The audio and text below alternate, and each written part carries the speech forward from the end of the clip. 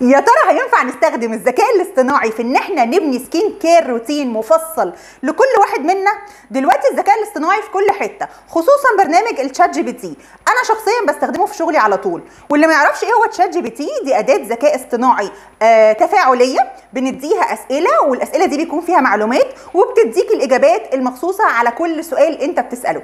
فانا قررت ان الشات جي بي تي هيعمل لي السكين كير روتين بتاعي. ومش بس كده، انا هاخد البرودكتس اللي هيقول لي عليها هشتريها وهعمل لكم ريفيو. يعني انتوا في الحلقه دي هتمشوا معايا الرحله كلها ونشوف هل فعلا جابت نتيجه ولا لا، هل الذكاء الاصطناعي هيخلينا نستغنى عن اراء متخصصين او اطباء او غيره فيما يخص اي سكين كير كونديشن او اي مشكله عندنا في بشرتنا ولا لا.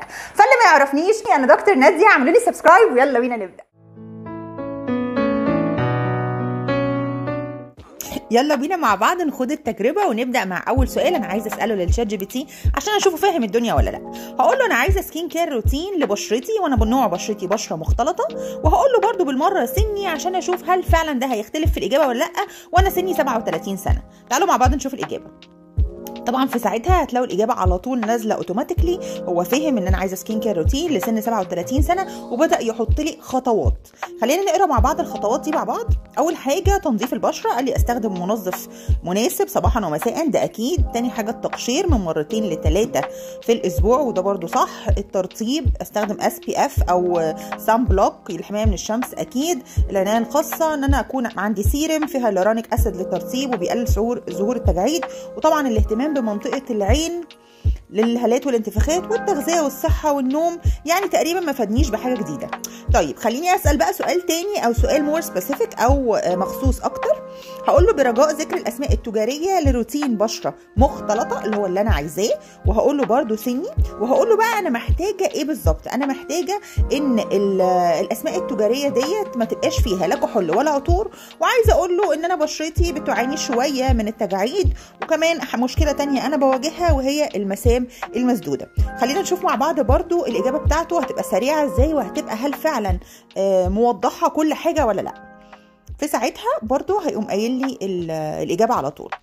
هو اللي انا متوقعاه بصراحه ان هو مش هيقول لي اكيد برودكتس مصريه، ولكن هيقول لي برودكتس عالميه، لانه ده اللي هيكون بالنسبه له هو متاح كريفيوز على الانترنت.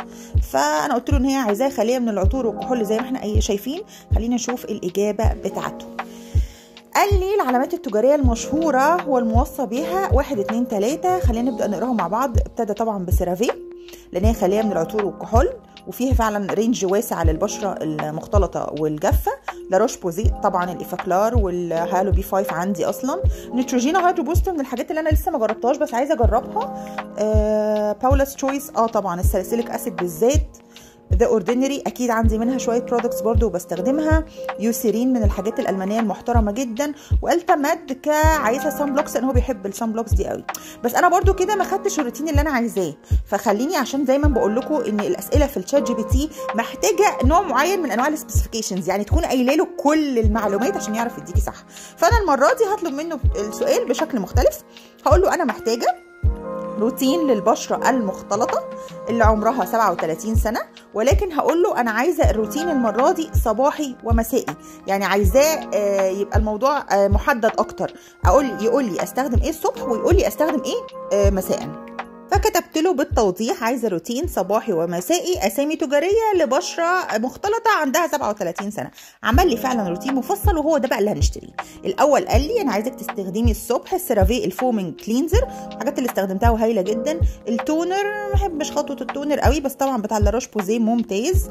السيرم باولاس تشويس. الكريم النهاري يوسيرين ريبيرنج كريم. وقال لي السان بلوك الالتامات اليو في اللي هو بيحبه جدا. الروتين بقى المسائي قال لي استخدم نيتروجينا هيدرو بوست، ده من الحاجات اللي ممكن فعلا ننزل نشتريها سوا. التونر باولاس تشويس زي ما احنا قايلين برضو. السيرم نايسيناميد ذا اوردينري عندي استخدمته بحبه وبحب بتاع ايفا كمان قوي نفسه هو. الكريم الليلي سيرافي بي ام فيشل مويسترايزر لوشن لطيف. اوكي ممكن نشوف بقى من الحاجات دي ننزل نشتري ايه مع بعض. وعشان تعرفوا قد ايه انا جميله كتبت له شكرا وحطيت له قلب، وقلت بقى ما استنى هيرد عليا ازاي، انا بتعامل مع الشات جي بي تي كانه ابن خالتي يعني. كتب لي على الرحب والسعه، لو كنت بحاجه الى مزيد من المعلومات فلا تتردد في العوده. جميل والله، وحطيت لي قلب. طيب كده مستر شات جي بي تي لما سالناه عمل لي سكين كير روتين صباحي ومسائي، استخدم فيهم 2 غسول منفصلين عن بعض. الصبح قال لي استخدم السيرافي كلينزر، وبالليل قال لي استخدم النيتروجينال هيدرو بوست. السيرافي انا استخدمته قبل كده، هو لطيف بس مش احسن حاجه انا استخدمتها، فما اظنش ان انا هجيبه. ولكن النيتروجينال هيدرو بوست كلينزنج جل انا عمري ما جربته، فده هنشتريه. تاني حاجه قال لي استخدم تونر من لاروش بوزي الصبح. التونر بتاع لاروش بوزي طبعا هيكون ممتاز، بس انا خطوه التونر اصلا بالنسبه لي مش بشوفها اساسيه في السكين كير روتين، فما اظنش ان انا هجربه خالص. بعدين قال لي استخدم سيرم من باولا's تشويس، هقول لكم البديل اللي انا هستخدمه، وبعدها قال لي يوسيرين ريبيرنج كريم، وبرده هقول لكم البديل اللي انا هستخدمه ده صباحا. وما نسيش السان بلوك، اكيد حط لي السان بلوك من التا بيد. خليني اقول لكم ان البراندز اصلا دي مش في مصر، يعني البراندز دي كلها مستورده، في حاجات هبعت اجيبها زي بتاع باولا's تشويس انا اكيد عايزه اجربه، بس ده هياخد وقت ومش هينفع في الفيديو اللي احنا فيه. خليني اقول لكم بقى الروتين المسائي وده اللي عجبني اكتر. احنا هنستخدم النيتروجينا الكلينزر، هنستخدم سيرم النياسيناميد 10% والزنك. هو كاتب ذا اوردينري، انا استخدمته وهايل، بس انا بديله ايفا والاثنين بيدوني نفس النتيجه، فاكيد هستخدمه. وقال لي ان احنا نستخدم مويسترايزر بالليل، تقريبا كان كاتب السيرافي البي ام مويسترايزر، لو لقيته دوت برده هشتريه دلوقتي. فتعالوا معايا رحله ان احنا نشتري الحاجه ونجربها ونكمل مع بعض الفيديو. المره دي ما نزلتش صيدليه، انا نزلت سعودي كنت بشتري حاجات، وقلت بالمره بما ان انا عايزه اشتري شويه حاجات سكين كير روتين اشوف الحاجات اللي موجوده على الشلف. طبعا حاجه نيتروجينا كلها كانت موجوده، احنا اتفقنا هنشتري النيتروجينا الهيدرو بوست المنظف او الغسول، هو دوت اللي احنا هنستخدمه، ده ينفع للبشره الدهنيه والمختلطه، خفيف ومائي، وكذا حد قال لي عليه ريفيوز كويسه، فده هناخده معانا. خلينا نشوف ايه تاني موجود ممكن ناخده. ايفا نياسيناميد انا عايزاه مش موجود. طيب مش مشكله، احنا ممكن بس بما اني بحب حاجه ايفا قوي ابص عليها بصه سريعه كده. وطبعا طبعا طبعا بما ان انا لقيت الميك اب ريموفر مش هينفع افوته خالص. الميك اب ريموفر بتاع ايفا هو نصه مائي ونصه زيتي، وبصراحه من احسن الحاجات اللي انا هستخدمها. خطوه الدبل كلينزر دي بالنسبه لي مهمه جدا، وتغنيني عن ان انا استخدم تونر بصراحه، يعني بحب انضف وشي كويس وبعدين ابدا بقى في السيرمز وبعدين المرطبات زي ما احنا قايلين الترتيب بتاعنا. حاجات كتير بصراحه موجوده، وحسيت ان انا عايزه اجيب بصراحه كذا حاجه منها مش بس في الفيديو ده. كده خلصنا الحاجات اللي هنشتريها، يلا بينا نبدا بالنايت روتين على طول. كده بقى دلوقتي اشترينا الحاجه. اول خطوه انا عايزه اعملها هي خطوه الدبل كلينزنج. زي ما قلت لكم انا بحب انضف وشي من الميك اب، انا لسه راجعه من بره شكلي اكيد فظيع. فخلينا بس نشيل الميك اب بتاع العين، هو بيتشال كده بالظبط. بنحط القطنه عليها مايسلر ووتر وبنشيل منها كل الميك اب بمنتهى اللطف، عشان احنا عارفين ان منطقه العين دي ما بنحبش نجازف فيها، يعني اللي هو ايه بالراحه كده عشان ما تحصلش فيها اي تجاعيد. تقريبا كده انا شلت كل الميك اب، ما كنتش حاطه ميك اب كتير، فكده تمام. نبدا بقى بالخطوه اللي بعدها وهي استخدام الغسول. الاول ده القوام بتاع الغسول. اهم خطوه هي الامالسيفيكيشن، ان احنا بنخلي الغسول زي ما انا بعمله كده بالظبط، بيرغي في ايدي، وبعد ما رغى في ايدي بحط بس شويه ميه صغيرين وببدا احطه على بشرتي في شكل دائري. احنا المفروض ان احنا بنغسل بشرتنا، يعني قولوا مثلا اراوند انا بعملها يعني نص دقيقه متواصل بالشكل الدائري ده زي ما انا بعملها كده دلوقتي. بغسل رقبتي لانها جزء من بشرتي وده شيء مهم جدا والناس بتغفل عنه برده، وبعدين بنرجع نزعل ان في تجاعيد في رقبتنا. ننشف بشرتنا بقى ثانيه واحده كده. زي ما انتم شايفين انا سايبه بشرتي منديه شويه، ولو احنا الصبح او مش عايزين نخليها منديه احنا ممكن نستخدم اللي هو السبراي الثيرمال ووتر او الثيرمال ووتر، بنرشها على بشرتنا كده قبل ما نستخدم الهيالورونيك اسيد. احنا هنستخدم الهيالورونيك اسيد بتاع لاروش بوزي اللي هو الهيالو بي 5، كان قايلينه لنا في الروتين وانا بحبه قوي بصراحه. بصوا برده الهيالورونيك اسيد كويس والله ان انا بجرب الحاجه قدامكم عشان اوريكم ازاي بنستخدمها. احنا هنحط شويه صغيرين وبنطبقها على بشرتنا لحد لما تمتصها بالكامل. خدوا بالكم احنا هنستخدم كمان النياسيناميد، فانا كده حطيت الهيالورونيك اسيد قبل النياسيناميد، ده الترتيب الصح. اوكي، وعلى رقبتنا كمان كده بالنسبه لي انا استخدمته. بسيبه بس ثواني كده صغيره وبعدين ببدا في استخدام النياسيناميد. في الفيديو كان قايل لي ان انا استخدم النياسيناميد 10% مع زنك، بس انا دايما بستخدم بتاع ايفا، هو ده اوردينري بالظبط نفس النتيجه، لونه ابيض كده شويه وبرده نفس القصه بالطبطبه. بس انا بقى بسيب بشرتي تمتص السيرمز كده وتنبسط ويبقى كل حاجه شكلها حلو. والمفروض انه اخر خطوه ان احنا نستخدم المويسترايزر.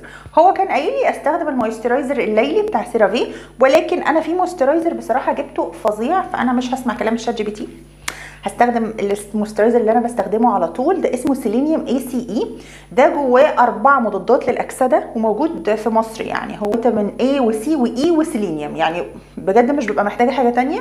بس برضو خليني اقول لكم هو قوامه تقيل شويه، فمش هينفع لاي حد بشرته دهنيه او مختلطه، بيكون تقيل يعني. بس انا عامه ما بيضايقنيش، رغم ان انا بشرتي مختلطه هو ما بيضايقنيش خالص.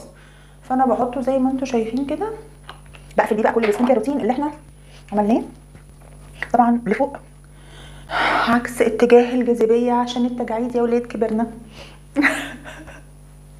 اوكي لا كده بص وش فله. بعد لما بنعمل السكين كير روتين الواحد بصراحه بيكون سعيد مبسوط، عنده استعداد ينام وهو كل حاجه بالنسبه له نظيفه. نعتبر خلصنا السكين كير روتين، شايفين بشرتي نظيفه ازاي ومستعده للنوم. بس كده خليني يلا نكمل الفيديو ونقول راينا في الروتين اللي عمله لي الشات جي بي تي. وبعد ما مشينا مع بعض الرحله كامله، ما نقدرش ننكر اهميه الذكاء الاصطناعي عامه في حياتنا الفتره الجايه، وان كل الناس لازم تستخدمه عشان تتعامل في شغلها في حياتها، لانه هيسهل علينا حاجات كتير قوي. ولكن من وجهه نظري المتواضعه بعد الرحله الرائعه اللي احنا مشينا فيها في الفيديو ده، ان احنا ما ينفعش نستغنى ابدا عن راي متخصص او طبيب في كل حاجه خاصه ببشرتك. ايا كان المعلومات اللي انت هتدخليها جوه الشات جي بي تي، هو هياخد المعلومات ديت وهيحللها وفقا للاراء او الريفيوز اللي موجوده عن المنتجات دي على الانترنت.